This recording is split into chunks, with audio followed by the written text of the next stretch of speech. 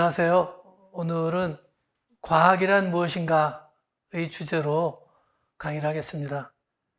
지난 시간에 우리가 보통 어떤 이론이든 그 밑바탕에 깔려있는 철학적인 것이 있다라는 얘기를 했고, 과학 이론, 과학 자체에 대해서는 얘기를 하지 않았습니다. 그래서 오늘은 과학이란 무엇인가를 얘기를 할 텐데, 여러분들 좀 지루할 것 같아서 그림을 좀 가져왔습니다. 이미지를 보면서 과학이라고 하는 활동을 하는 과학자란 어떤 사람인가를 생각하면서 그 다음에 자연과학자와 사회과학자는 얼마나 비슷한가, 얼마나 다른가를 한번 생각을 해보겠습니다.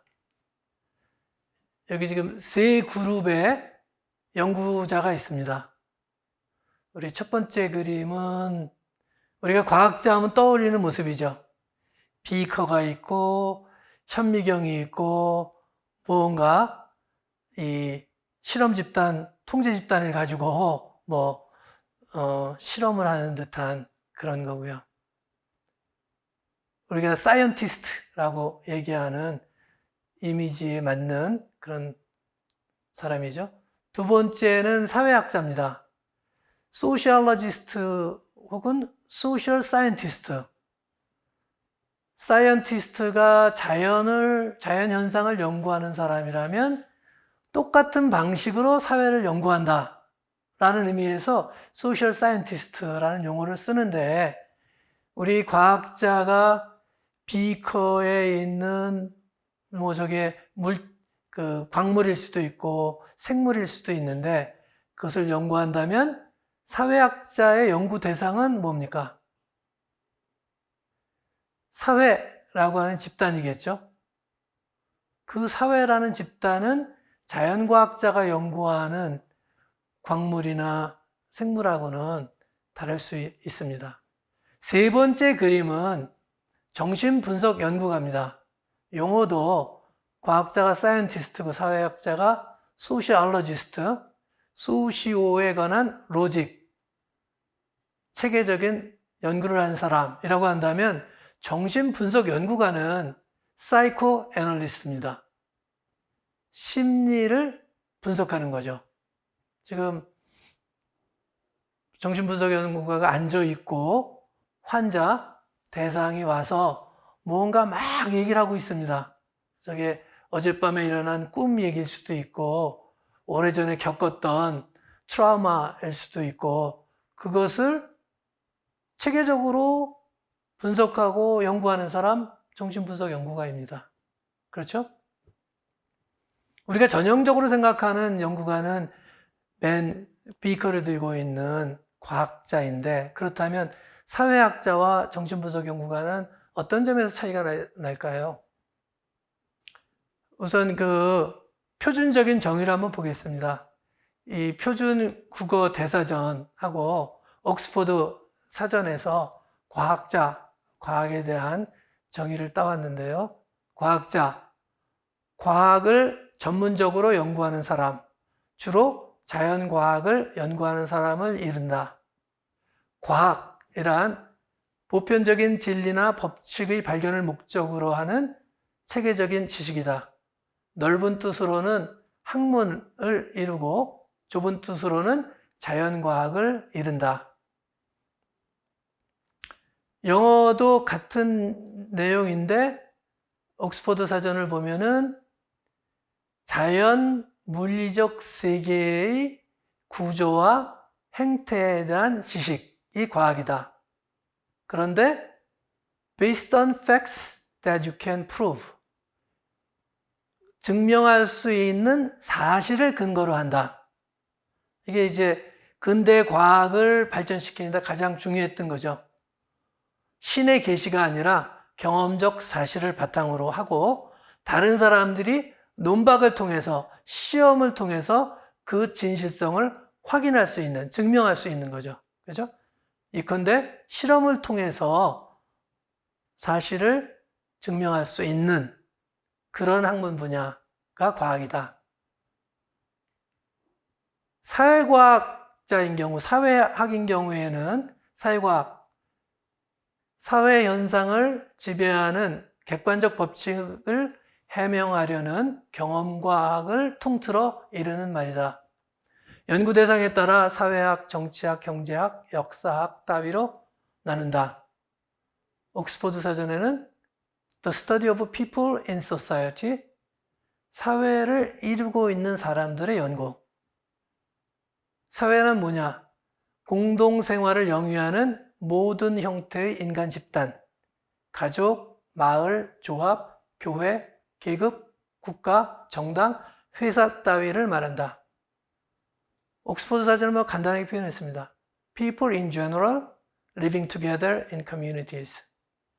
사람 일반을 뜻하는데 공동체를 이루고 함께 사는 사람들을 사회라고 한다.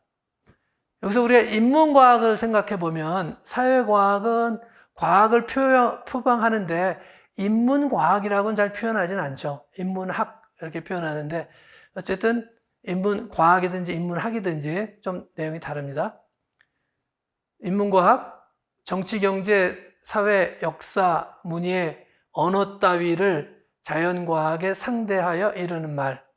좁은 뜻으로는 역사, 문예, 언어 따위를 사회과학에 상대하여 이른다. 그러니까 인문과학이라는 말은 자연과학과 대비해서 더 좁게는 사회과학과 또 구분된다. 이런 말이죠. 그래서 영어로 따지면 liberal arts죠. 인문학은 말하자면은 특정한 연구라기보다도 사유에 관한 일반적인 능력을 키우는 그런 주제를 말한다. 역사, 문예, 언어 이런 것이 속한다라는 건데 이 두 가지만 비교해 보면 일반적으로 과학자, 자연과학의 대상은 natural and physical world, 자연 세계 혹은 물리적 세계라고 하는 거고요. 사회과학은 공동생활을 영위하는 인간 집단이죠.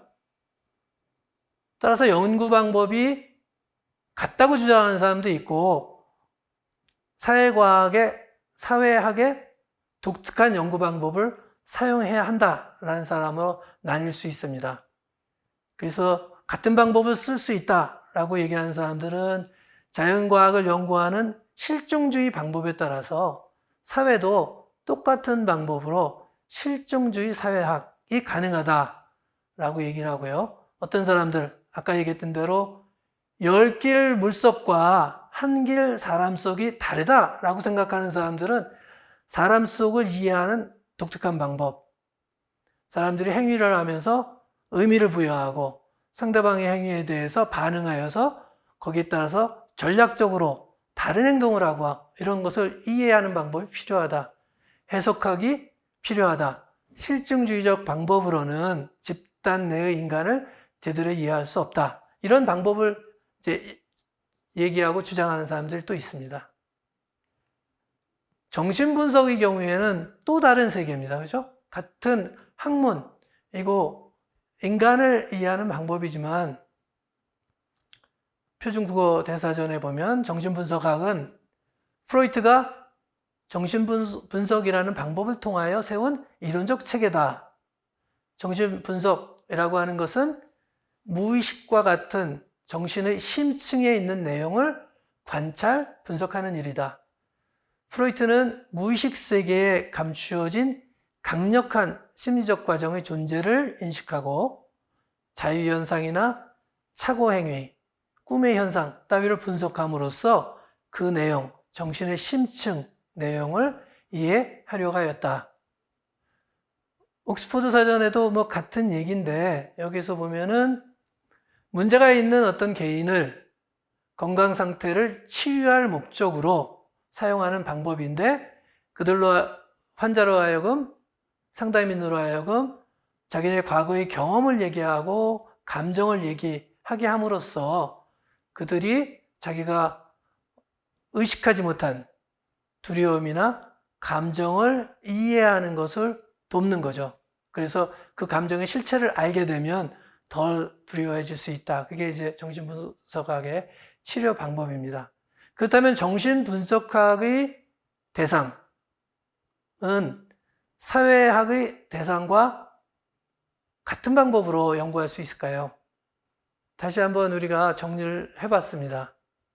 과학자의 과학활동이라고 하는 것을 그 분석 대상과 분석 방법에 따라서 그리고 그 분석 결과물의 형태를 가지고 과학자와 자연과학자와 사회학자, 정신분석 연구가가 어떻게 다른 활동을 하고 있는가를 한번 분석해 보면 과학자는 자연계, 피지카라고 부르죠. 아리스토텔레스의 용어입니다. 자연 현상을 분석 대상으로 하여 관찰, 분류의 방법, 그리고 실험을 통해서 어떤 원리를 찾아내려고 하고 그렇게 찾아낸 법칙이라든지 명제를 테스트할 수 있는 거죠. 시험함으로써 보다 보편적인 진리나 법칙을 찾아내는 겁니다. 아까 열길 물속 얘기를 했는데 비록 열길 물속이지만 물속을 흐르고 있는 물질과 유속 등 지형을 이해하면 그 물 흐름을 판단할 수 있다. 보편적으로 판단할 수 있다. 라고 하는 게 과학자의 생각입니다. 이 사이언티스트란 말 자체는 그렇게 오래된 말은 아닙니다. 이 뉴턴이 고전 물리학자의 전형으로 얘기하지만 고전은 뉴턴은 자기 자신을 내추럴 필로소퍼라고 불렀습니다. 자연을 탐색하는 사람. 근데 이제 19세기가 되면서 1840년대가 되면서 뭐 천문학 하는 사람이 있고 화학하는 사람도 있고 물리학 하는 사람도 있고 차츰차츰 이제 세분화되는데 이 전체를 뭐라고 통칭이 있어야 되는 게 아니냐. 그림 그리고 조각하는 사람들을 아티스트라고 부르는데 그러면 이 사람들을 아티스트에 대변하는 말로 만든 게 사이언티스트입니다. 그러니까 오래된 용어가 아닙니다. 사회과학의 경우에는 19세기 후반에 들어서 경제학이나 사회학, 심리학이라는 게 이제 분과학문으로 발전해 나가기 시작을 하죠. 이 사회학자의 경우에 분석 대상은 사회입니다. 아까 정의했듯이 여러 형태 인간 집단입니다. 종교 집단, 교회일 수도 있고 노동조합일 수도 있고 마을일 수도 있고 가족일 수도 있고 자연과학자가 생각하는 연구 대상과는 상당히 다른 의미를 지닐 수가 있죠. 연구의 분석 방법으로는 기본적으로 관찰하고 분류하고 나름 명제를 세우지만 인간 활동은 이러한 집단 활동, 종교적인 활동은 어떤 형태를 띈다라고 얘기를 하지만 실험하기에는 쉽지 않습니다. 그렇죠? 사람들이 맞으면, 살해당하면, 살해 위험에 처하면 어떤 반응을 보일까? 이거 실험할 수 없죠. 윤리적으로 할 수 없습니다. 또 시험이라고 하는 것도 그렇게 쉽지 않습니다. 비커를 가지고 미생물이 어떻게 움직이는가 하는 것은 쉽게 조건을 만들 수도 있고 수없이 많은 사례가 있기 때문에 시험을 할 수 있는데 인간 해봐야 70억 분이 안 됩니다. 70억 중에서도 시험할 수 있는 그룹을 나누면 굉장히 작아져요. 숫자가 단위가 줄어듭니다. 그래서 자연과학처럼 그렇게 마음대로 시험할 수 있는 것도 아닙니다. 그래서 결과물은 나름대로 사회현상에 대한 경험, 과학, 법칙이라고 할 수 있는데 그것이 보편적으로 통하느냐? 그렇지 않죠. 수소와 산소 원자가 결합하여 물 분자가 되는 것은 한국이나 미국이나 똑같지만 어떤 종교 집단에 속하는 사람들이 어떤 행동을 보여주느냐, 똑같은 교회에 다니는 사람이라도 한국 교회 다니는 사람과 미국 교회 다니는 사람은 행동은 영 다를 수가 있습니다. 그렇죠? 문화적으로 시간과 공간에 따라서 달라집니다. 그래서 자연과학이 얘기하는 것과 같은 보편적인 진리와 법칙을 논의하기 어렵습니다. 정신분석 연구가의 경우에는 연구 대상이 정신세계의 심층입니다. 또 연구 방법이 자유현상이나 꿈의 해석, 착오행위의 해석을 따르는 겁니다. 그래서 그 결과물도 분석 보고서가 되겠죠. 분석 보고서의 목적은 환자로 하여금, 대상으로 하여금 어떤 무의식에 의해서 자기 행동이 영향을 받는지를 자각해 해주고 두려움이나 감정에서 벗어나게 하는 겁니다. 그 대상이 얘기한 숱한 많은 이야기들은 실은 많은 해석의 여지를 남기죠. 사회학자가 하는 여러 집단을 어떻게 집단을 정의하고 그 안에 나타나는 행동을 어떻게 이해할 것인가 하는 것이 최소한 어떤 태도나 바깥으로 표현되는 데 비해서 정신분석의 대상은 그 상담자가 와서 한 이야기, 스스로 말한 경험이기 때문에 그걸 가지고 보편적인 많은 집단에 적용할 수 있는 그런 명제를 끄집어내기는 어렵습니다. 그래서 과학자든 사회학자든 정신분석 연구가든 나름의 틀을 가지고 체계적으로 분석하는 것은 같지만 그 연구 대상이나 방법은 많이 다르다라고 말씀을 드릴 수 있겠습니다. 또 하나 과학을 이해하는데 이제 중요한 것 중에 하나가 개인과 사회의 관계입니다. 아까 지난 시간에 우리가 사회적 실제론, 사회적 명목론, 유명론, 명목론 얘기를 했는데 우선 그림에서 개인을 중심으로 개인들이 느슨하게 연결이 돼 있는 경우에는 개인을 중심으로 연구하는 것이 의미가 있겠지만 만약에 개인과 개인의 관계가 굉장히 강력하고 개인은 공동체에 태어난다 라고 생각한다면 다른 방법으로 연구를 해야 됩니다. 그렇죠? 그래서 이 과학자와 사회학자와 정신분석학자의 생각은 어떤 의미에서는 실증주의, 해석주의 혹은 비판적 실제론이라고 하는 세 가지 경향에 비추어서 생각해 볼 수 있습니다. 그래서 그거는 다음 시간에 할 이야기인데 우선 이것을 종합하는 방법 중에 하나가 다시 이제 우리 논의를 정리해 보면 자연과학과 사회과학의 경우에 어떤 대상을 연구할 것인가, 그 대상의 성격은 무엇인가. 자연 대상의 경우에는 어떤 특정한 형태의 과정을 보여주는 반면 사회과학의 대상인 경우에는 상당히 정형화되어 있지 않은 경우가 많고 그 구성물 자체가 스스로 생각하는 존재이고 변화하는 존재이다. 그런 의미에서 자연계와는 다른 존재이다라고 표현할 수 있고요. 어떻게 연구할 것인가? 이게 철학적으로 이제 인식론에 관한 것이죠.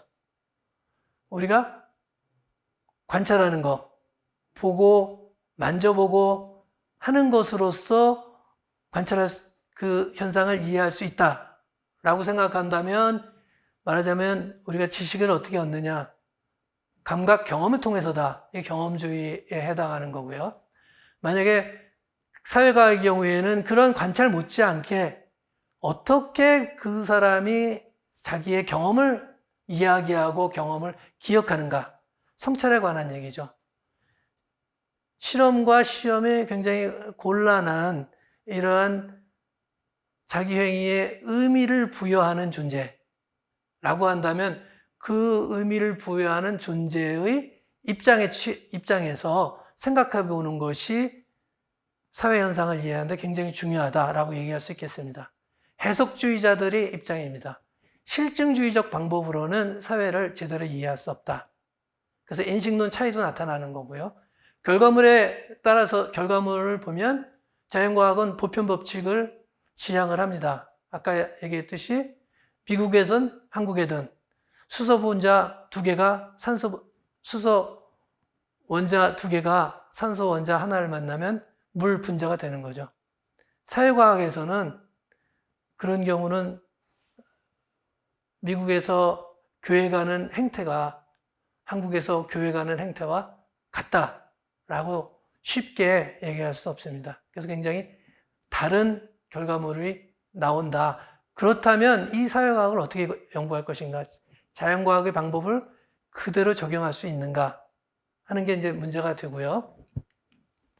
그래서 지금까지 논의를 정의해 보면은 사회과학과 자연과학은 그 대상이나 연구 방법, 인식 방법에 의해서 차이가 있음을 생각해야 된다라고 하는 것이고요. 다음 시간에 우리가 하려고 하는 것은 이 과학적 탐구의 기본 틀입니다. 아까 얘기했듯이 존재론 얘기를 했는데 이 그림에 대상과 과정이 움직이는 방법인데 이게 일정한 보편적인 방법으로 움직일 것이다 라고 하는 것이 자연과학의 방법, 존재론임에 비해서 사회과학의 존재론은 이 대상과 과정은 굉장히 상호 전략적으로 행위할 수도 있고 어느 장소, 어느 시간에 따라서 달라질 수 있다라고 하는 것이죠. 그래서 이러한 대상과 과정이 특정한 형태로 나타난다. 그 나타나는 모습을 경험적 법칙이라고 할 때 그 나타나는 과정을 어떻게 인식할 것인가 하는 타원형 부분이 인식론에 해당되겠습니다. 그래서 자연과학과 사회과학의 차이를 염두에 두고 이 과학적 탐구의 그림을 보면서 다음 시간에는 존재론과 인식론, 본격적으로 철학적 개념을 통해서 사회과학 연구를 되돌아보는 그런 시간을 갖도록 하겠습니다.